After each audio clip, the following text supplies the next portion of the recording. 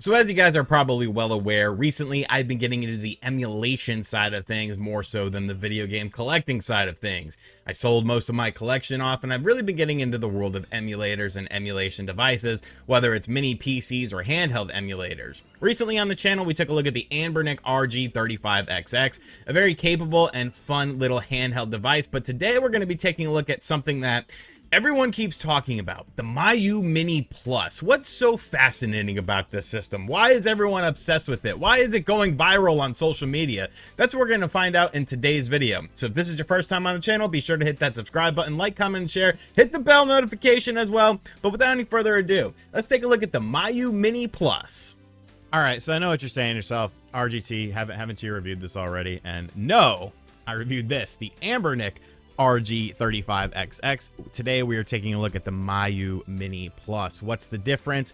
Well, there are some differences between them. They are similarly priced. The MIYOO Mini Plus is $70. The Anbernic RG35XX, I believe, is $65 or $70, around there. They're both available on KeepRetro.com, who was kind enough to send me over both of these systems to check out. So make sure you guys support them. I'll have a link to them in the description box down below. As you can see, the MIYOO Mini Plus is a little bit smaller, and I like that because this is a budget handheld portable system. They both have the same sort of buttons, but here's the system itself. I've actually unboxed this already several times. I've had to film this video several times because technology just did not want to work with me. But here's the system itself. It has a 3.5-inch IPS screen. The battery life says about 7 to 8 hours. I think it's a little bit less than that. Obviously, it's going to kind of depend on your brightness settings and all that sort of stuff when you're talking about that. We have our power button on the top. We have our volume control on the side. D-pad, 4 face buttons, 4 trigger buttons, our menu system that allows us to return home, select, and start. And on the bottom here, we have a headphone jack, a micro SD card slot, and a way to connect it. Now, one of the main differences between this device and the Anbernic, which I feel like you're kind of in the market for one or the other, I don't necessarily feel like you would buy both of them, is that this system does not have HDMI out, whereas the Anbernic does. However, this system does have Wi-Fi capabilities. So if you plan on playing with a friend or something like that via Wi-Fi, that might be a good thing that you would want with this. And I will say, I do like this OS a little bit more than the Anbernic one. Now, this is the standard OS that comes on it. OS meaning operating system, of course. We have our recent, we have our favorite, we have our games, we have RetroArch, meaning that we can actually add more emulators to this device just via RetroArch, such as the Atari Lynx and DOSBox and stuff like that. I mean, your mileage is going to vary on that, but I do like that it's just sort of baked into the system itself so that you don't really have to do a lot to add in some more stuff to the system. There's also applications that it has. They're all in Chinese, so good luck with that. The Super Mario 64 port is terrible, by the way. You can see here that there is no analog stick, so this is just going to be for PlayStation 1 and downward. But I mean, there's a market for that, especially when we're talking about the $70 price point with it. We have arcade stuff, Famicom stuff, FF Play, Game Boy, Game Boy Advance, MAME, Mega Drive, which is Sega Genesis, Neo Geo, Neo Geo Pocket, Open Board, PC Engine, PlayStation 1, Super Famicom, Sega Master System, shoot 'em up games, which are arcade shoot 'em up games, and then Wonder Swan Color. So let's just take a look at something on the PlayStation 1. We'll take a look at Road Rash on the system because I'm actually a fan of Road Rash on the PlayStation 1.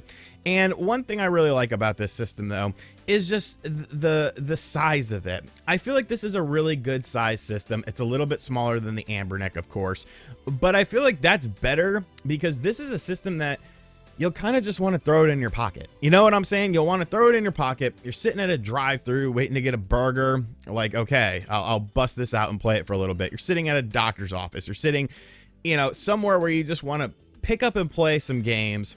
And this is a great way to do it. I think the screen is actually a little bit better than what's available on the Anbernic as well. They're very similar, and they might actually be the exact same screen. I'm not quite sure, but I just feel like the colors show a lot better. I just feel like it's a little bit crisper than the analog thing, and that could just be a mental thing. I don't know. I'm kind of mental, but you can see here we have Road Rash running just fine on this device. A really fun game. You know, people think that Road Rash died like after the 3DO version or something like that. I don't know. Like, I love the Genesis stuff, but I feel like this is a really fun game as well. Even Road Rash 64 is pretty fun. But what I like about this system is when you hit the menu button, we actually have save states that we can record. We can, of course, load our save states, and we have a native menu. What this native menu allows you to do is basically change some options.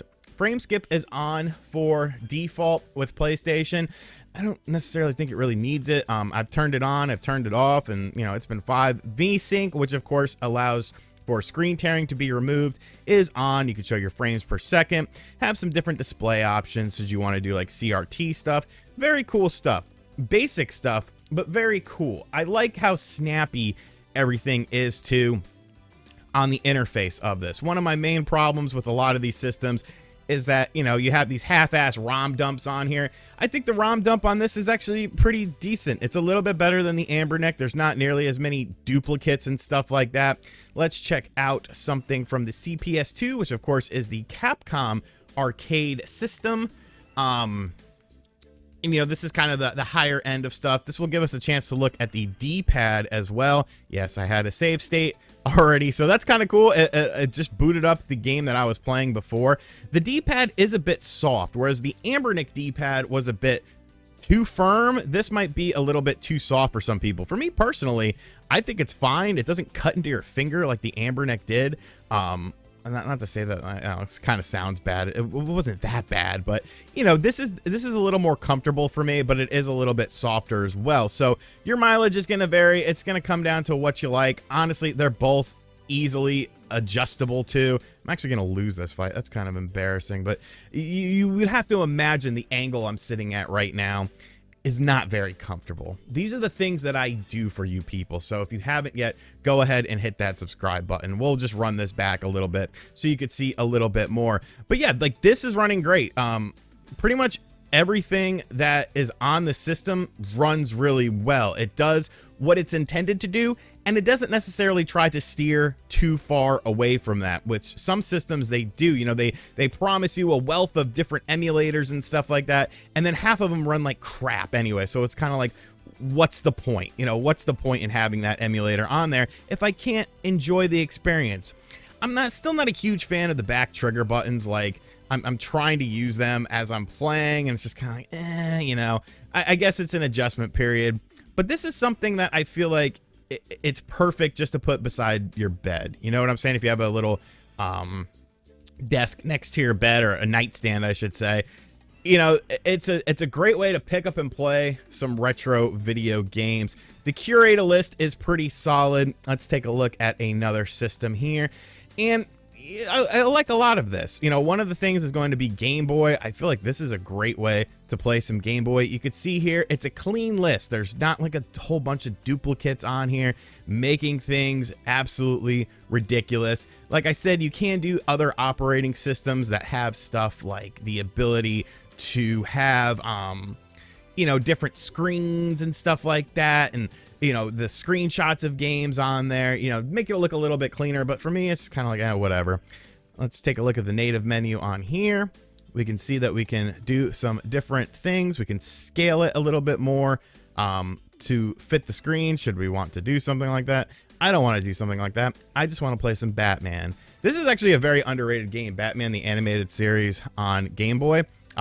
Extremely underrated, but once again, I mean, Game Boy looks great. Even if you just bought this as a portable Game Boy, like, it's smart. It's going to have all your games on here. You can, of course, add more games via, you know, different sorts of connecting it to your computer, all sorts of stuff like that. It is available in the instruction booklet of this device. But for me, it's kind of like, I don't think this is something that you would, oh crap, I don't think this is something that you would do a lot of tinkering with, just because of the fact that it's like, you know, you're somewhat limited in the systems you have. It runs the systems that are on here very well, but why would you mess around with it? Like, it's getting the job done. It's playing all of the games like they should. You do have some nonsense with the ROM dumps though. Let me show you some Sega Genesis stuff here. Virtua Fighter 2 versus Taken, Mortal Kombat 5.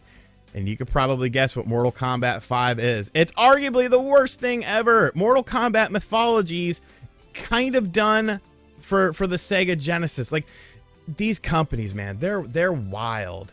They are absolutely insane to think that this would be something popular. But in, like, you know, other countries and stuff like that, people eat this stuff up.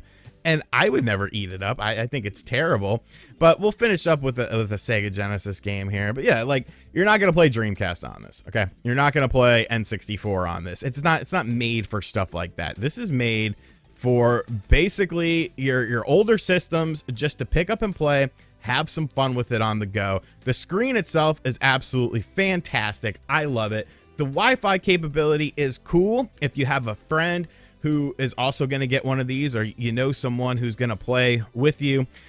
I think it's a really nice system. You know, it does what it sets out to do. It does it very well. I haven't played this game in forever. Like, that's kind of like the screen where you choose the level, right? Or you choose the character or something. We got to pick Wolverine just because, I don't know, I'm a Wolverine fanboy. Like, I feel like everyone is. What is going on with this game? Go away. It's too complex. I never really, you know what, here's a hot take. The X-Men games like this and X-Men Clone Wars, never really liked them all that much. I thought they were okay, but I didn't think they were great, okay? I think they're a little bit overrated in terms of greatness. There are much better X-Men games out there. I'm going to catch some heat from that. Let's do a little boxing. This is actually a very fun game, and its sequel, Greatest Heavyweights. The sound on it is okay, by the way. You're probably wondering, like, how's the sound on it? It's fine. It's serviceable. You know, it's just a little single mono speaker, so don't expect, you know, high quality sound or anything like that. Like, you know, Dolby, whatever. I don't know the difference between all the Dolby stuff. Surround sound 5.1. But it's a very solid system. The build quality is nice. It's got a good battery. It's got a good screen. It's got a good variety of games on it as well. And it's fun. So let's go ahead and recap everything, and then I'll give you guys my final thoughts on the MIYOO Mini Plus. So overall, this is a great little handheld because of the fact that it comes pre-built with everything you pretty much want on it, has a good build quality, a solid battery life, a really good screen, and the form factor. The fact that you could just throw this into your pocket and you don't need like a pair of Jinkos like you would for a lot of these handheld devices is definitely very appealing when it comes to the handheld side of things. Being able to take it wherever you go, pop up some retro video games and play them on the fly is really fun. I think it's definitely a very solid addition to the ever-growing library of handheld emulation devices. I definitely like this a little bit better than the Anbernic RG35. I also don't have the biggest hands in the world, so I feel like this fits a little bit better for me. But I mean, your mileage is going to vary. If you're looking for something like HDMI out, the Anbernic is going to be better because, well, it has HDMI out. But if you're not looking for something like that, you want the Wi-Fi aspect, and you like the cleaner interface of this system, it's definitely worth checking out. It's a beefy little boy, and it does everything I want it to do.